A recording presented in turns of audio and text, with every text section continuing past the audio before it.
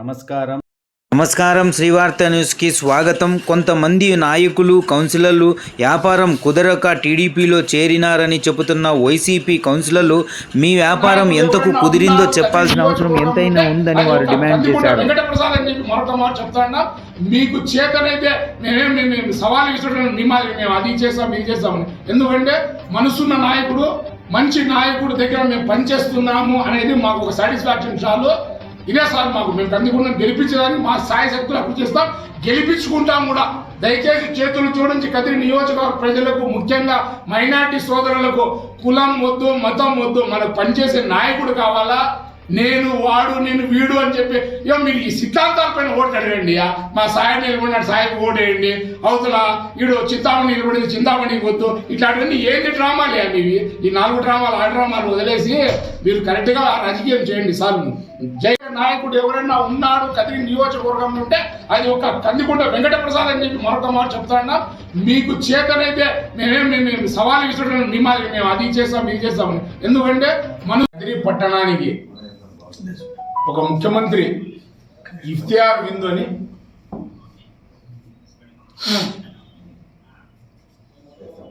మొన్న 1వ తేదీ కదిరి పట్టణానికి కేవలం ఇఫ్తియార్ విందుకు మాత్రమే నేను వస్తున్నాను, రాజకీయాల్లో మాట్లాడను, కేవలం రోడ్ షో చేసుకొని నేను ఇఫ్తియార్ విందుకి పాల్గొంటానని చెప్పినటువంటి ముఖ్యమంత్రి గారు, అయ్యా బాబు, సోకాల్డ్ మైనారిటీ లీడర్స్ మీరు అక్కడ అందరూ ఉన్నారే, కనీసం మీకు ఎప్పుడు ఇఫ్తియార్, ఎప్పుడు సెహరీ, ఎప్పుడు తరావీ నమాజ్, ఎప్పుడు ఇషా మహరీబ్ అనేది మీకు తెలుస్తా ఉందా? అసలు ఈ ప్రపంచంలోనే ఎప్పుడైనా ఇఫ్తియార్ విందు 9 గంటలకు 9:30 గంటలకు ఇఫ్తియార్ విందు ఒక్కొక్కరు ముద్దులు పెట్టుకుంటూ ఖజూర్లు తినిపించుకునే సందర్భాలు ఉన్నాయా ఎక్కడైనా? ఏందయ్యా ఇది? మొత్తం ఇస్లాం ధర్మాన్ని మార్చేస్తారా? ఏ రాజ్యాంగం ఉందయ్యా బాబు 9 గంటలకు ఇఫ్తియార్ విందు చేసేది? కనీసం వాళ్ళకి తెలియకపోయినా మీరన్నా చెప్పాలి కదా, ఇఫ్తియార్ విందు ఇన్ని గంటలకు అని. కనీసం వచ్చినోడు ఇఫ్తియార్ విందు కాకుండా అందరినీ పరిచయం చేసుకొని పోయింటే బాగుండవు. మళ్ళీ ఇఫ్తియార్ విందు అని చెప్పి ఒకరికొకరు ముద్దులు పెట్టుకుని ఒకరికొకరు ఖజూరు తినిపించుకుని ఎప్పుడు 9 గంటలకు, అంటే నిద్రపోయేటప్పుడు ఇషాకి నమాజ్, తరావీ నమాజ్లో ఉంటారు, అప్పుడు మీరు ఇఫ్తియార్ అంటారు. అంటే మొత్తం ఇస్లాం ధర్మాన్ని, ఇస్లాంలో ఉన్నటువంటి నియమ నిబంధనలను తుంగలో తొక్కిన ఎవరైనా ఉన్నారంటే వైఎస్ఆర్ పార్టీ వాళ్ళే దీనికి నిదర్శనం. ఇది చూసారా? ఇంత మళ్ళా ఇప్పుడు ఇందాక మిత్రుడు చెప్పినట్లు 2009 నుంచి కంటిన్యూగా వైఎస్ఆర్ పార్టీ, తెలుగుదేశం పార్టీలో కంటిన్యూగా ఒకే ఒక వ్యక్తి, ఎవరు? కందికుంట వెంకటప్రసాద్. 2009, 2014, 2019, 2024లో. కానీ మీ పార్టీలో 2009లో ఎవరు అభ్యర్థి? కాంగ్రెస్ పార్టీ ఉన్నప్పుడు. తర్వాత 2014లో ఎవరు అభ్యర్థి? 2019లో ఎవరు అభ్యర్థి? 2024లో ఎవరు? ఇప్పుడు 2029లో ఎవరు అభ్యర్థి? 1వ కృష్ణుడు, 2వ చింతామణి నాటకం ఆడతారు చూడు, 1వ కృష్ణుడు, 2వ కృష్ణుడు, 3వ కృష్ణుడు, 4 నిద్ర వస్తా అంటే ఒకరు వస్తాడు కృష్ణుడు, నిద్రపోతాడు మళ్ళీ ఇంకొక వస్తాడు కృష్ణుడు పుంగి వాయించుకుంటూ. ఇట్లా మీరు పుంగిలు వాయించుకుంటూ 5 మంది మాట్లాడారు. మీరు దయచేసి ఎవరో ఒకరు ఖచ్చితంగా ఈ నియోజకవర్గంలో పనిచేసే మొగాడు, మునగాడు ఎవడైనా ఉన్నాడంటే ఒక కందికుంట వెంకటప్రసాద్ అని చెప్పి నేను తెలియజేసుకుంటున్నా. మేమందరం ఆయన నాయకత్వం పనిచేసేదానికి ఉన్నాం, ఆయన్ను గెలిపించుకుంటాం. మీరేందో పగటి కలలు కానీ 30,000 అంటున్నారు. ముందుకే మోసం చూడు, మీ క్యాండిడేట్ ఆడున్నాడో ఎక్కడున్నాడో తెలియదు. ఇప్పుడు మన మీటింగ్ 1వ తేదీ వెళ్ళిపోయినాడు. మీకు తెలుసో తెలియదు, మాకైతే తెలియదు. కానీ ఆయన పాపం ఆ మీటింగ్ చూసేసి ఆ జనాలు పక్క నియోజకవర్గాల నుంచి, ఈ నియోజకవర్గాల నుంచి ఆ జనం వచ్చేసి చూసేస్తే ఇంకా అయిపోయింది, ఇంకా నేను పండుకుంటే కూడా గెలిచేస్తానని భ్రమలో వెళ్ళిపోయినావు. అట్లే వెళ్ళిపోతాడు ఆయన భ్రమలోకి. జాగ్రత్త, పక్కనే ఉన్నారు వీళ్ళతో చాలా ఈ యొక్క శత్రుగ్రహ కూటమి. నీ పక్కనే శకుని మామలు ఉన్నారు, పాచికలు వేసేసి మొత్తం అన్ని నీ రాజ్యాంగాన్ని నిన్ను మొత్తం అంతా నీ పాచికల్లోనే ఈ దొంగ పాచికలు వేసి రెడీ ఉన్నాయి, పాచికలు పెట్టుకున్నారు. హిందూ అని వేసేస్తారు, అవుట్ నువ్వు జాగ్రత్త. ఏమే 1, 2 అంటే మీ 2, 3 పడవ, 1 తూరే 6, 3, 10 ఎత్తు సబ్బు పెట్టి అంతే. జాగ్రత్తగా ఉండమని చెప్తా అన్నా. సందర్భంగా ఇదే చెప్పిన వ్యక్తిని ఒక ఛాలెంజ్ ఇస్తున్నాము. మేము ఉపవాస దీక్షలో ఉండి ఒకటి ఏం చెప్తున్నామంటే, నీ కడుపులో కూడా ఒక్కగానొక్క బిడ్డ ఉంది, ఆ బిడ్డ మీద నువ్వు ప్రమాణం చేసి బేరం అనేది డబ్బు గురించి ఇక్కడికి వచ్చిండే కౌన్సిలర్లు డబ్బును ఆశించో ఏదో ఆశించి వచ్చినారని నీ బిడ్డ మీద నువ్వు ప్రమాణం చేయగలవా? లేదు. మేము ఈరోజు ఉపవాసం ఉండి చెప్తున్నాము, మా కన్న బిడ్డల మీద మేము ప్రమాణం చేసి ఒక్క నయా పైసా కూడా మేము ఆశించకుండా కేవలము విశ్వసనీయత అనే పదానికి మారుపేరైనటువంటి శ్రీ కందికొండ ప్రసాద్ అన్న గారిని ఎటువంటి పరిస్థితుల్లో గెలిపించుకోవాలా, ఆయన నాయకత్వంలో మేము పని చేయాలా. ఎందుకంటే వైఎస్ఆర్సీపీలో నిన్న ఉండే ఒక నాయకుడు ఈరోజు ఉన్నాడు, ఈరోజు ఉండే వ్యక్తి రేపు ఉంటాడు, రేపు ఉండే వస్తే మళ్ళీ ఎక్కడుంటాడు అని చెప్పేసి తెలియని నాయకత్వం ఏమి ఉంది. కాబట్టి నిన్నటికి ఈ రోజుకు రేపటికి ఎప్పటికీ నిలకడగా ఉన్నటువంటి నాయకుడు ఎవరయ్యా అంటే శ్రీ కందికొండ వెంకట ప్రసాద్ అని చెప్పేసి ఆయన నాయకత్వాన్ని బలపరిచేలా తెలుగుదేశం పార్టీ ప్రవేశపెట్టినటువంటి సూపర్ 6 పథకాలు ఏదైతే ఉన్నాయో దాన్ని ఆకర్షించుకొని ఖచ్చితంగా వచ్చే ప్రభుత్వము ఏర్పాటయ్యే ప్రభుత్వం తెలుగుదేశం పార్టీదే కాబట్టి దాంట్లో మేము కూడా భాగస్వాములు కావాలని చెప్పేసి సదుద్దేశంతో వచ్చినామని మేము మా బిడ్డల మీద ప్రమాణం చేసి చెప్తాము. లేకపోతే నీకు కడుపులో ఉన్నటువంటి ఒకే ఒక బిడ్డ మీద నువ్వు ప్రమాణం చేసి ఇది ధనాన్ని ఆశించి వచ్చినామని చెప్పేసి నువ్వు ప్రమాణం చేయగలవా అని చెప్పేసి మేము ఈ సభాముఖంగా నీకు ఛాలెంజ్ చెప్తూ, ఇదే విధంగా మా ధాటికి తట్టుకోలేక ఇదే మున్సిపల్ మీటింగ్ని మీరు క్యాన్సల్ చేస్తున్నారని చెప్పేసి కూడా కదిరి ప్రజలందరికీ తెలుసు.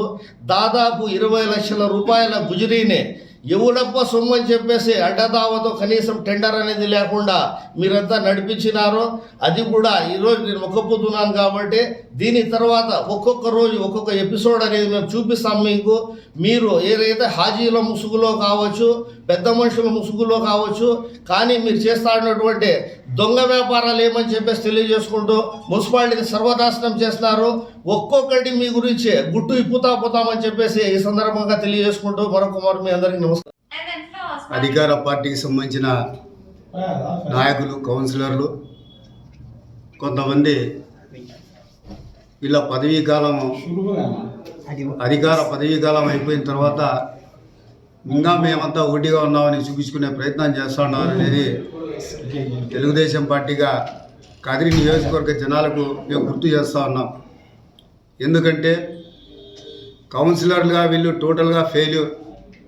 ప్రజా సంక్షేమాన్ని ముందుకు తీసుకుపోవడంలో వీళ్ళంతా ఫెయిల్యూర్ అయినటువంటి కౌన్సిలర్. వీళ్ళు మొన్నటి వరకు ఎమ్మెల్యే చుట్టూ ఉన్నటువంటి వీళ్ళు ఈరోజు కొత్తగా ఎమ్మెల్యే అభ్యర్థిని ప్రకటిస్తూనే కొంచెం కూడా ఎమ్మెల్యే మీద అభిమానాన్ని మర్చిపోయి అప్పటికప్పుడు రాత్రికి రాత్రి శిబిరాన్ని మార్చిన ఘనమైన నాయకులు వీళ్ళంతా. వీళ్ళు ఏం చేస్తున్నారంటే వార్డుల అభివృద్ధి మీద ఏ మాత్రం అవగాహన లేదు. వార్డులో ప్రజలు ఏదన్నా ప్రశ్నించి మాకు ఈ పని చేసి పెట్టండి దాని మీద రెస్పాన్స్ ఉండదు. అలాంటి వీళ్ళు ఈరోజు తెలుగుదేశం పార్టీకి సంబంధించిన అనుకూలంగా ఉంటున్న ఒక పత్రికా విలేకరి అని మాట్లాడటం ఇది చాలా దురదృష్టకరం. ఎందుకంటే గత 10 సంవత్సరాల పైకాలం నుంచి సాక్షి పత్రికను ఆధారం చేసుకున్నటువంటి పార్టీ వైఎస్ఆర్సీపీ పార్టీ. కదిరి నియోజకవర్గంలో జాకీలేసి పైకి లేపుకున్నటువంటి పార్టీ వైఎస్ఆర్సీపీ పార్టీ. అప్పటి నుంచి ఇప్పటి వరకు ఇదే పత్రికా విలేకరి మీద ఆధారపడినటువంటి ఈ వైఎస్ఆర్సీపీ పార్టీ కావచ్చు, పార్టీ నాయకులు కావచ్చు, ఈరోజు తెలుగుదేశం పార్టీకి అనుకూలంగా ఉన్నారని మాట్లాడటం దీన్ని మేము పూర్తిగా ఖండిస్తూ ఉన్నాం. ఇంకోటి గుర్తు చేస్తూ ఉన్నాం, అదే ఆంధ్రజ్యోతి విలేకరి ఒక ఓసీ. అందరికీ నమస్కారం. నిన్నటి దినం వైఎస్ఆర్సీపీ పార్టీకి సంబంధించిన కొంతమంది కౌన్సిలర్లు ఆంధ్రజ్యోతిపై వచ్చిన కథనానికి అబద్ధపు రాతలు అంటున్నారు. అబద్ధపు రాతలు రాసిచ్చి పబ్బం గడుపుతున్నారు తెలుగుదేశం పార్టీ అని విమర్శిస్తున్నారు.